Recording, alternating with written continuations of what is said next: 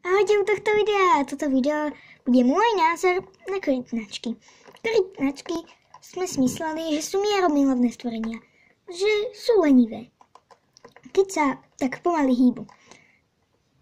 Aspoň mi to tak bereme. No, lenže korytnačky sú z nejakého dôvodu akoby šelmy. Áno, uhryznutie korytnačky veľmi bolí. A práve preto vám poviem príbeh mojej kamarátky, ktorá má korytnačku. A ja som korytnačku niekedy mala, ale poďme k podstate. Jedného dňa jej úžasná korytnačka vystrkovala hlavu z akvária.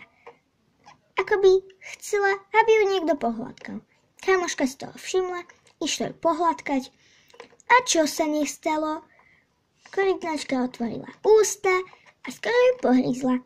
Kamarátka sa tomu vyverovala a hneď dala preč prst od akvária.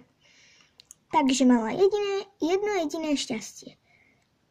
Takže toto bolo vlastne o tom, že korytnačkám nikdy nemôžete veriť a môj názor na korytnačky je taký, že sú to normálne stvorenia.